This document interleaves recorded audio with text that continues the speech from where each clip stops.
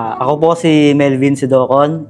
Isa po ako sa kabahagi din po ng Triune Ministry dito po sa JL Gwangju South. Ako po ay na-invite before po dito sa JL Gwangju South sa isang summer camp.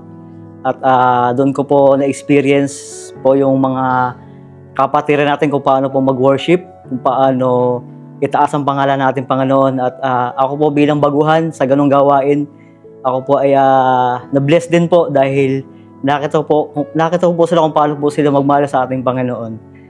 Dahil dati po before ako po ay although nakakilala po ako sa Panginoon dati na, pero hindi po ako ganun sobrang kalalim sa Panginoon.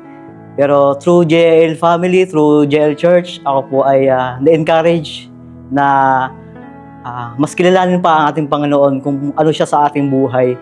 At dito ko rin po na-experience, naranasan na maglingkod sa Panginoon na dati po, ako po ay sumasayaw. Ako po ay nagkaroon din ng makabunong gawain. Sumasayaw din po ako sa labas, sa mga bar, sa mga kung saan-saan.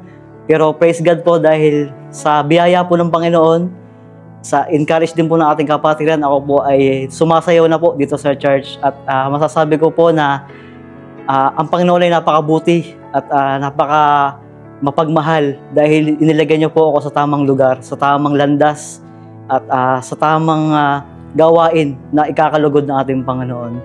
At masasabi ko po na sa aking paglilingkod sa Panginoon, doon ko po mas nararanasan, nare-receive yung mga blessing na inilaan ng ating Panginoon inilaan ng Panginoon sa buhay ko. Yun po ay ako'y pamilyado na, kaya po ako po ay kumbaga ang buhay ko po ay isinusurrender ko na sa Panginoon dahil ako po ay padre de pamilya na naniniwala ako na hindi ko po malilid yung aking pamilya kung wala yung Panginoon sa buhay ko.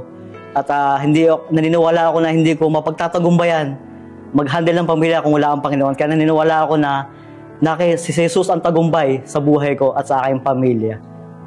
Kami ay tagumpay sapagkat ikaw ay buhay.